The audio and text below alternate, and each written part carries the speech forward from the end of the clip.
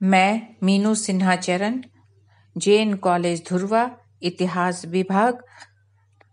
आज मैं history honours के छात्रों के लिए सेमेस्टर 6 के पेपर CC14 से विषय लेकर आई हूँ। आज का हमारा विषय है जर्मनी में नाजीवाद का उदय। इसे आप इस तरह भी कह सकते हैं कि जर्मनी में नाजीवाद के उदय के कारण क्या थे, जर्मनी में हिटलर के सत्ता में आने के कौन कौन से उत्तरदायी तत्व थे, जिस पर मैं आगे चर्चा करने जा रही हूँ। तो पहले मैं बताना चाह रही हूँ कि 1932 में हिटलर ने राष्ट्रपति का चुनाव लड़ा था और जैसा कि प्रथम विश्व युद्ध में जर्मनी एक शक्तिशाली राष्ट्र के रूप में उभर कर सामने आया और इसका फायदा हिटलर ने उठाने की कोशिश की। इस समय तक नाजी दल के समर्थकों का प्रभाव जर्मनी में काफी बढ़ गया था।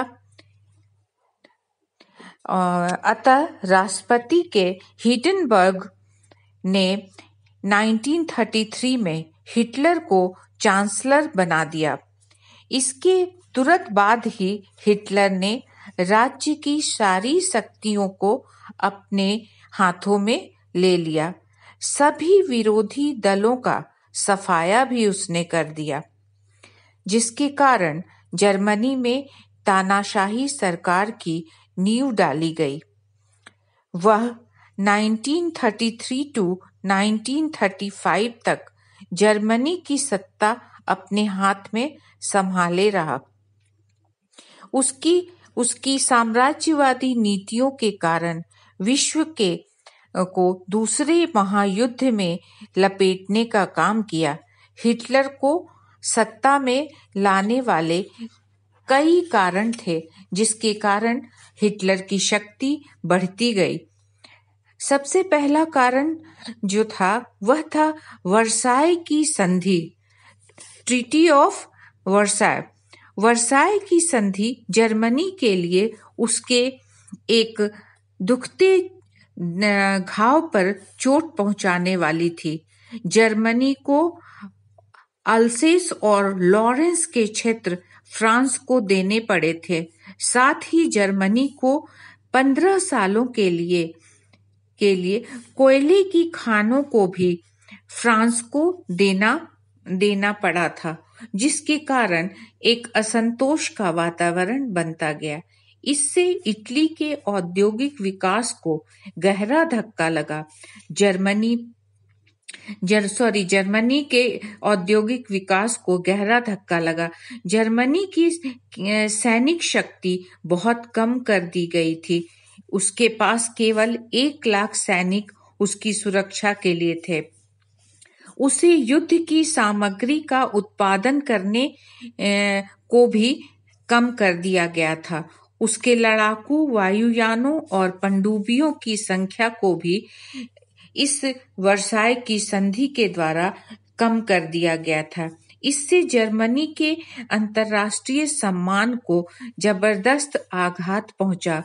इससे लोगों में काफी असंतोष की भावना फैल गई।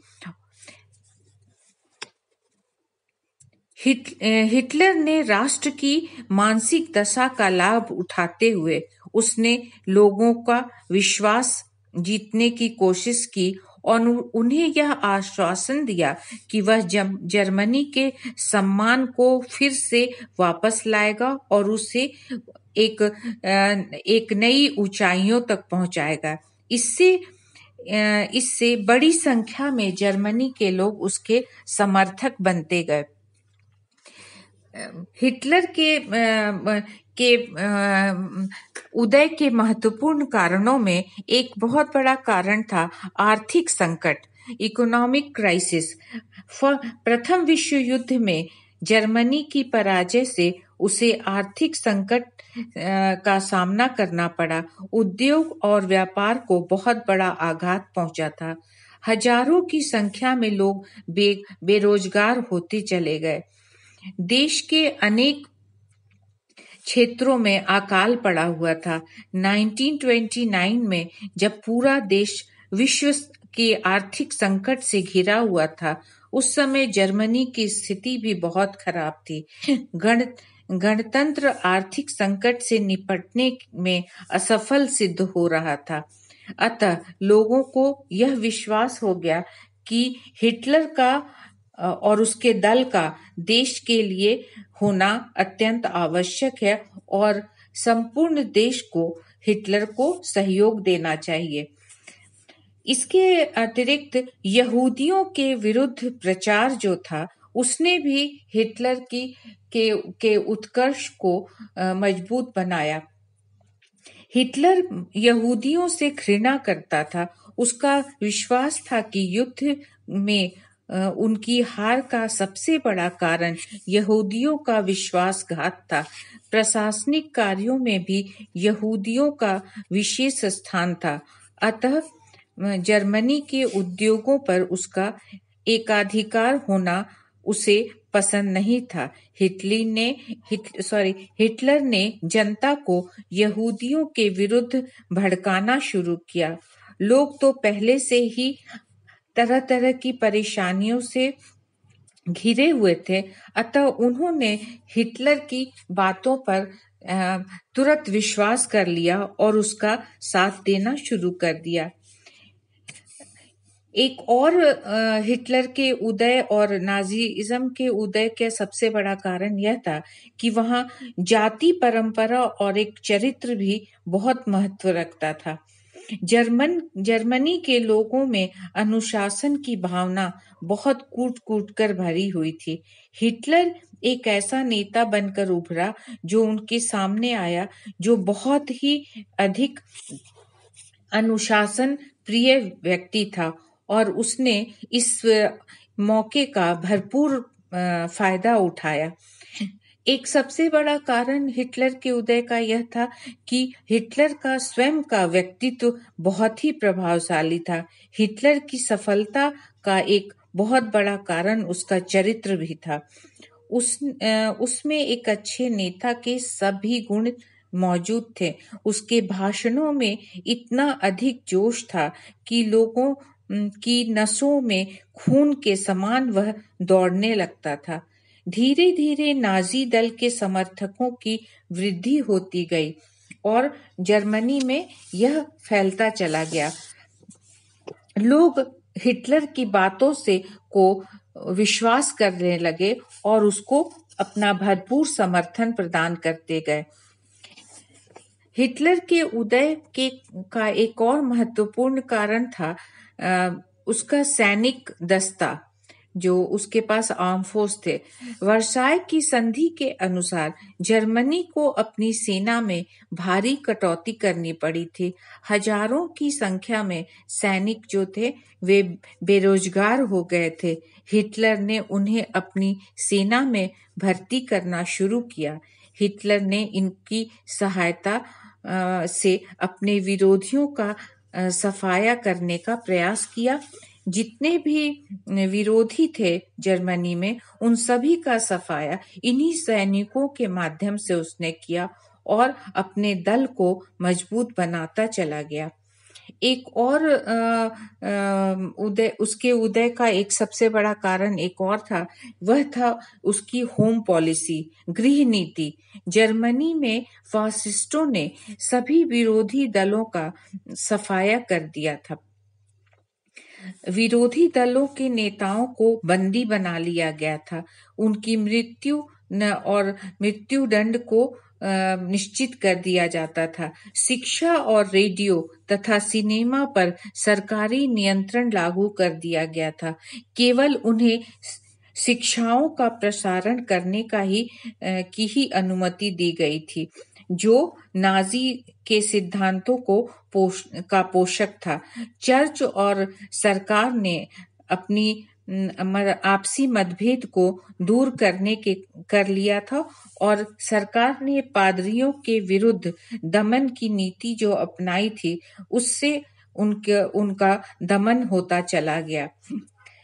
जर्मनी में फासीवादी विचारधारा के कारण प्रथम विश्व युद्ध में जर्मनी की हार का मुख्य कारण यहूदियों का विश्वास था, अतः उन्हें पदों से हटाकर हजारों की संख्या में उनका कत्लेआम कर दिया गया और अपने विद्रोहियों पर नियंत्रण रखने के लिए उसने गुप्तचर पुलिस का गठन किया। सरकार के विरोधियों को नजरबंद करके उन्हें कैंपों में रखा गया। वहां पर उन्हें तरह तरह के मानवीय कष्ट भी दिए गए। फासिस्टों ने श्रमिक संघों को भी कुचल दिया था। उन्होंने समाज तथा लोकतंत्र से संबंधित सभी साहित्यों में को भी आग लगा दिया था। जर्मनी में नाजीवाद के अच्छे परिणाम देखने को मिले। देश के हित में जो लाभकारी सिद्ध हुए। देश की आर्थिक दशा सुधारने के लिए कई प्रयास किए गए। श्रमिकों को बहुत तरह की सुविधाएं भी दी गईं। हड़तालों पर रोक लगा दी गई थी, लेकिन उत्पादन में वृद्धि के कारण निर्यात को प्रोत्साहन भी मिला। इस तरह जर्मनी में समृद्धि लाने का काम पूरा प्रयास हिटलर के द्वारा किया गया था।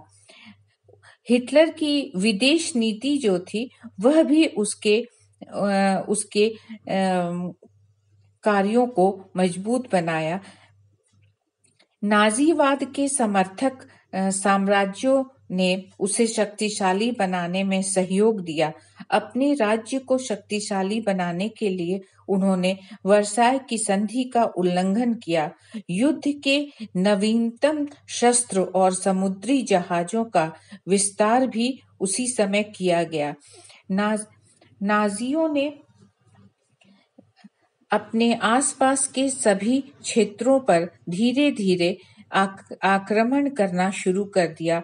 ऑस्ट्रिया चेकोस्लोवाकिया के कई क्षेत्रों पर उसने अधिकार कर लिया और जर्मनी के सम्मान में वृद्धि की, परंतु साथ ही उसके द्वारा अपनाई गई साम्राज्यवादी नीति ने द्वितीय विश्व युद्ध के लिए मार्ग प्रशस्त किया और यह एक बहुत बड़ा कारण था। जब जर्मन सेनाओं ने पोलैंड पर 1 दिसंबर 1937 को आक्रमण किया तो इंग्लैंड और फ्रांस ने 3 सितंबर को जर्मनी के विरुद्ध युद्ध की घोषणा कर दी, जिसके बाद एक दूसरा विश्व युद्ध शुरू हो गया था। हिटलर के इन्हीं सभी कार्यों ने जर्मनी में नाजीवाद को बढ़ावा दिया और यह नाजीवाद, यदि यह कहा जाए कि जर्मनी के लिए एक सम्मानजनक स्थिति प्रदान की, तो वहीं दूसरी तरफ उसने द्वितीय विश्व युद्ध को भी जन्म दिया और इस तरह से जर्मनी में नाजीवाद को बढ़ावा मिला और विश्व के इतिहास में यह एक अभूतपूर्व घटना थी जिसने समस्त विश्व को प्रभावित किया।